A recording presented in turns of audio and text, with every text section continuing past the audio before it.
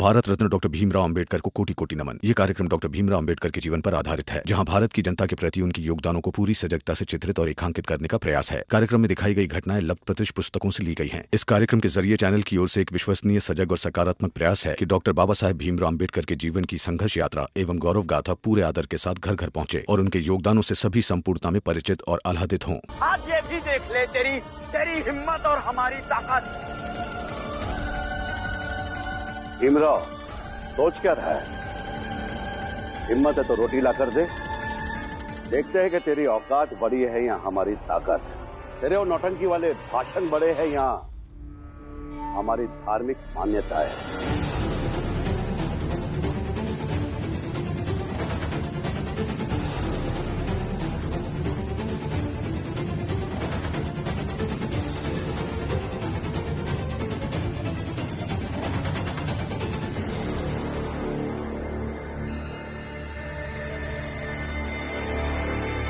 राम जी, रुक।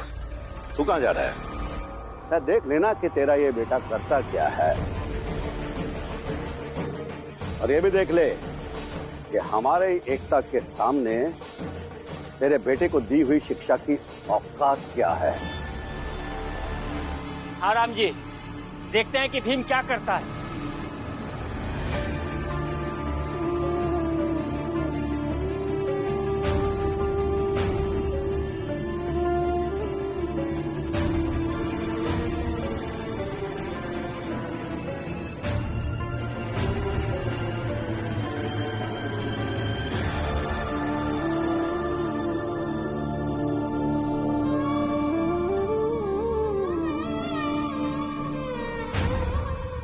बाहर सब लोग इसलिए नहीं इकट्ठा है कि आपकी नीयत जांची जाए, बल्कि इसलिए इकट्ठा है ताकि आपकी रोटी लेकर बाहर जाए और वो सब मिलकर आपको हानि पहुंचाए। रमा, जब भूख चौखट पर खड़ी हो तो मनुष्य को डरना नहीं चाहिए। आज अगर मैं एक भूखे को रोटी नहीं खिला पाया तो क्या फायदा मेरे पढ़े लिखे होने का? क्या फायदा सपने देखने का? क्या फायदा मेरे संघर्षों का? मैं ये सब नहीं जानती। सब ये रोटी लेकर बाहर नहीं जाएंगे। मैं बाहर जाऊंगा रमा। नहीं जाएंगे।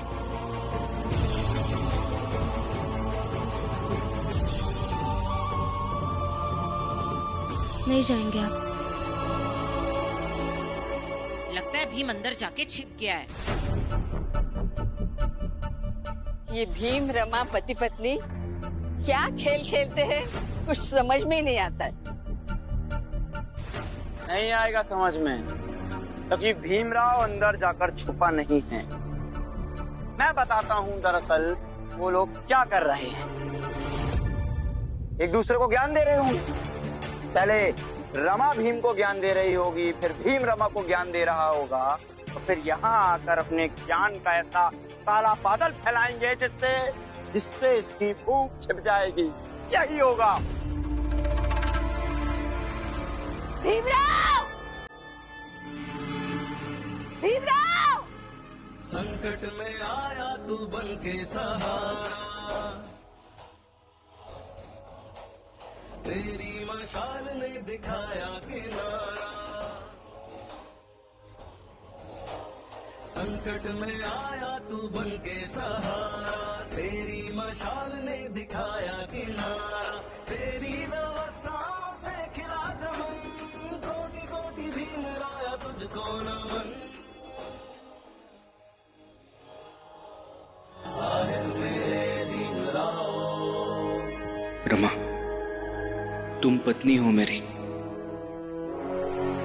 अगर इस तरह से फैसला सुनाओगी तो मुझे तुम्हारे फैसले का सम्मान करना ही होगा।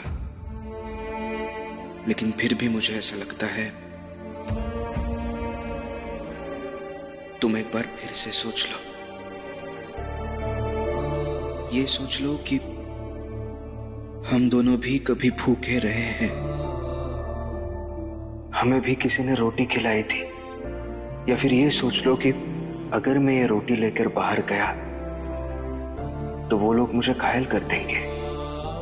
अगर ऐसा हुआ तो हमारे पहचान के डॉक्टर हैं जो मुझे ठीक कर देंगे, मेरा इलाज कर देंगे। लेकिन अगर मैं रोटी लेकर बाहर नहीं गया रमा, तो मेरी आत्मा घायल हो जाएगी। उसका इलाज कैसे होगा? कौन सा डॉक्टर करेगा? या फिर ये सोच लो तुम कि तुम हमेशा कहती हो ना, एक दिन आपकी जीवनी लिखी जाएगी। अगर सच में मेरी जीवनी लिखी गई तो क्या उस जीवनी में एक ऐसा पन्ना पढ़ पाओगी जिसमें लिखा होगा कि तुम्हारा पति डर के कारण घर के अंदर खड़ा रहा और चौखट पर एक भूखा इंतजार करता रहा? कुछ भी सोच लो, लेकिन सोचना जरूर। और सोचने के बाद भी अगर तुम्हें लगता है कि मुझे नहीं जाना चाहिए, तो मैं ये रोटी लेकर बाहर नहीं जाऊंगा।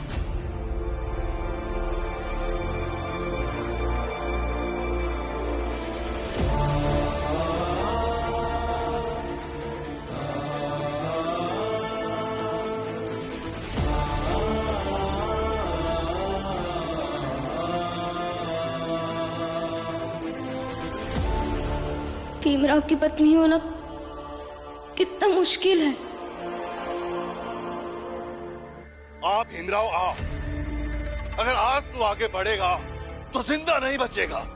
किसी की भूख को मिटाने के लिए ये भीमराव एक बार क्या 100 बार भी मर जाए तो कम है।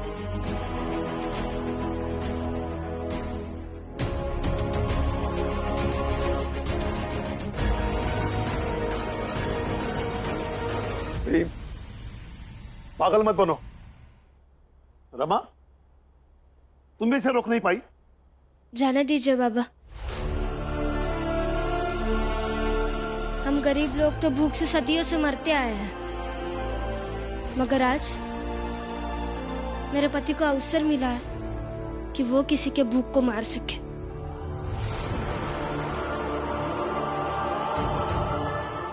ये अवसर मत छीनिए बाबा, जाने दीजिए।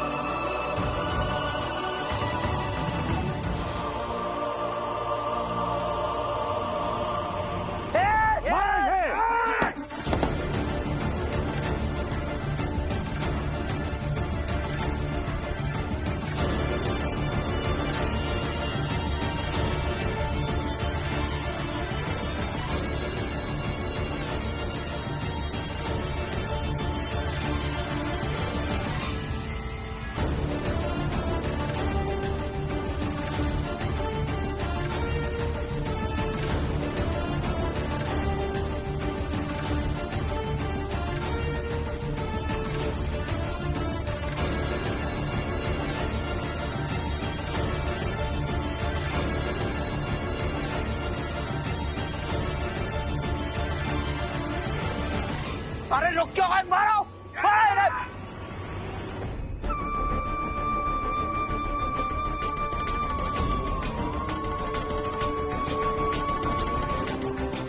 भीम, तुमने इस परिस्थिति में भी ये खाना लाकर मेरा विश्वास बचा दिया। मैं भले ही ये खाना नहीं ले रही, पर मैं तुम्हारी आभारी रहूंगी।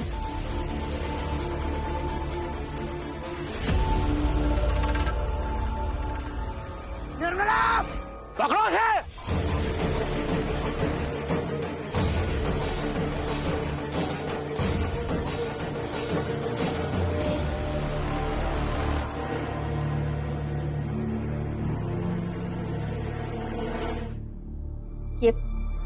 ये लोग निर्मला के साथ क्या करेंगे पता नहीं है भीम, लेकिन जो भी करेंगे वो गलत करेंगे और उसके जिम्मेदार सिर्फ तुम होंगे। और पता है ये नरोत्तम जोशी अपनी बहन को यहाँ तक पकड़ कर क्यों लाया था? तुमसे बदला लेने के लिए, और तुम्हारे साथ साथ हम सबसे बदला लेगा। सगुना भाई, भाई को अंदर ले जाओ। या कुछ भी अनाप शनाप बक रही है, कहीं मेरा हाथ ना उठ जाए।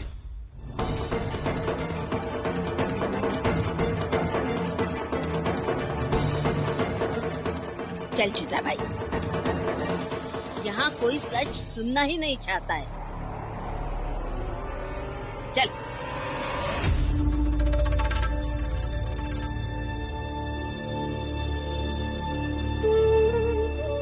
बेटा, तुम कुछ दिनों के लिए आनंद के पास चले जाओ, कोकण। तुम्हारे मन को शांति भी मिलेगी और दिल भी बहल जाएगा।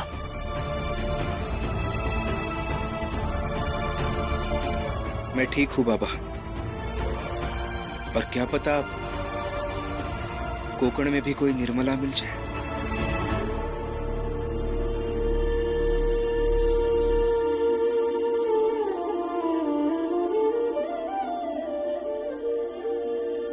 भीमराव ना जेका जिंदगी में भी घुसा है, ओका जिंदगी नरक कई दिए।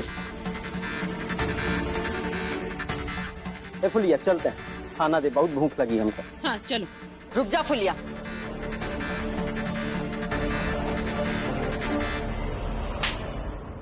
चलिए अम्मा। रुक जा जोकू। जा खिला अपने पति को खाना, अब तू भी खा। चलिए अम्मा। ते कैसे थप्पड़ कैसे मार सकता है? ऐसे ही नहीं मार रही हूँ, बहुत कारण है। जा खाना खाते खाते पूछना अपनी बीवी से, बताएगी एक एक कारण।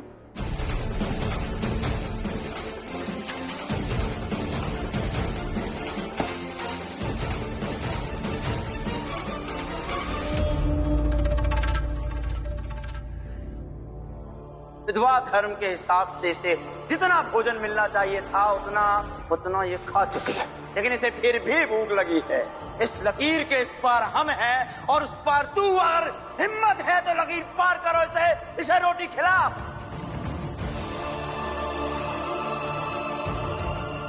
भीम, तुमने इस परिस्थिति में भी ये खाना लाकर मेरा विश्वास बचा दिया, पर मैं तुम्हारी आभारी रहूंगी। ये लोग निर्मला के साथ क्या करेंगे पता नहीं है भीम, लेकिन जो भी करेंगे वो गलत करेंगे और उसके जिम्मेदार सिर्फ तुम होंगे।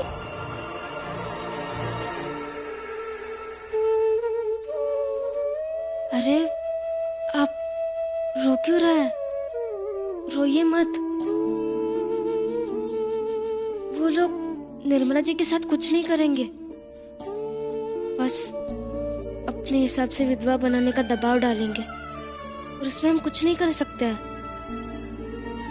और जो हमारे हाथ में ना हो उसके लिए क्यों रोना? कितना दुख है इस दुनिया में रमा, और मनुष्य ही मनुष्य के दुखों का सबसे बड़ा कारण है। मनुष्य अगर मनुष्य की मदद करे ना, दुनिया के सारे दुख खत्म हो जाएंगे।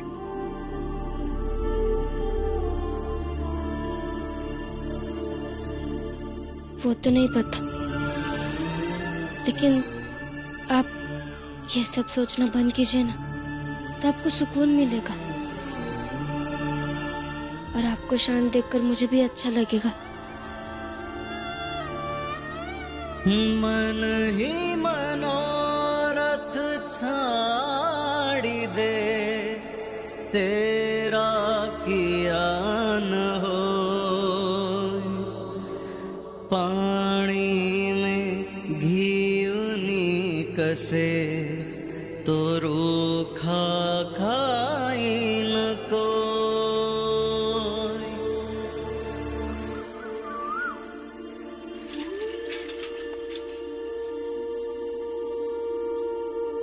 पापा, बुआ, आप लोगों ने उन्हें कहीं देखा क्या? कमरे में नहीं है, पता नहीं कहाँ चले गए। नहीं बेटा, मुझे तो कुछ पता नहीं। क्या? अरे फिर जाकर देखो, कहीं ऐसा तो नहीं आप लोगों ने रात भर उसे समझाया पर उसका उस पर कोई असर नहीं हुआ और चला गया क्रांति करने। जाओ देखो देखो जाओ।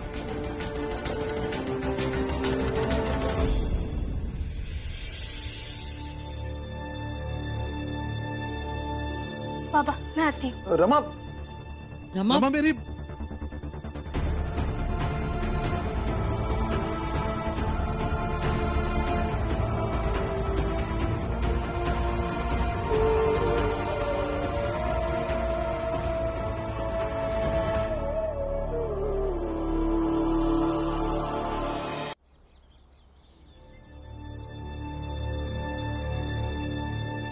ये ले और जाके पूजा करके आ मंदिर में। ले। हाँ निर्मला, रास्ते में सबसे माफी मांगते हुए जाना, कहना कि कल रात ज्यादा भूख लगी थी इसलिए रहा नहीं गया, समझी? समझी?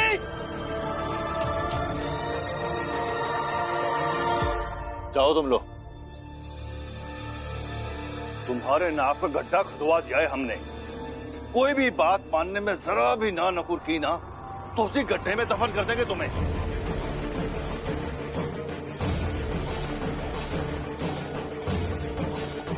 जी बाबा, आप जैसा कहेंगे मैं वैसा ही करूंगी।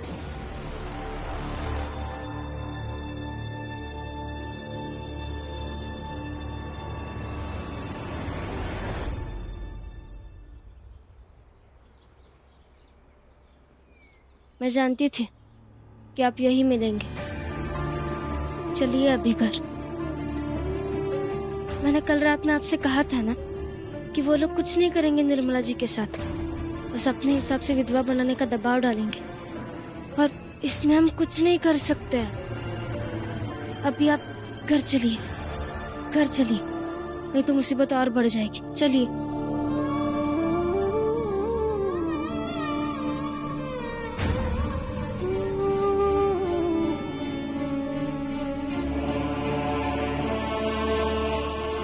माफ कर दीजिए।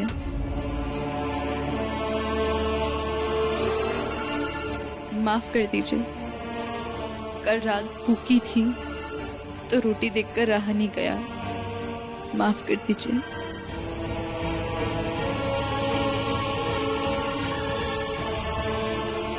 माफ कर दीजिए।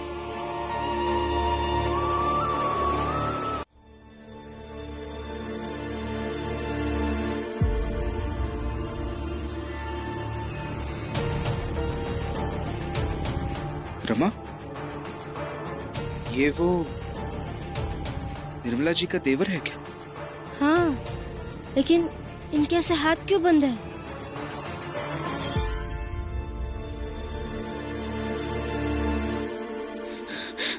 भीम, भीम मेरे हाथ खोल दो। भीम, भीम मुझे खोल दो। हाँ, उनका हाथ थामने के लिए ये भी है उनके साथ।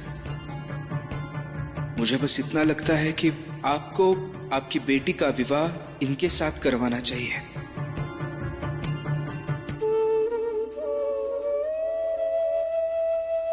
भीम, तुम इकलौते थे जो इस विवाह के समर्थक थे।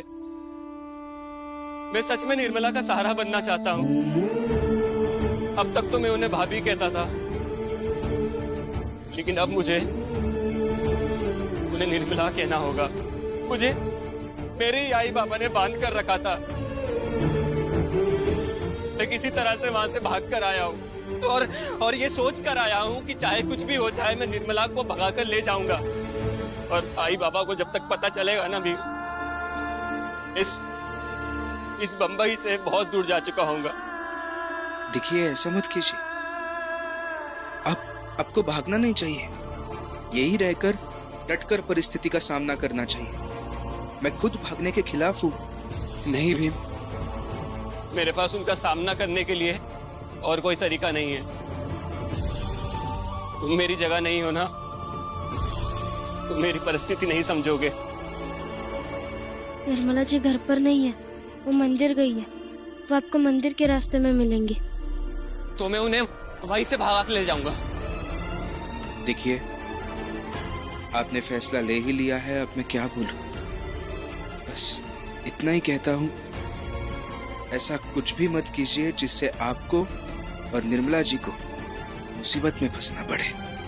नहीं भीम, किसी को कुछ पता नहीं चलेगा। मैं अपना मुंह छुपा कर जाऊंगा। अरे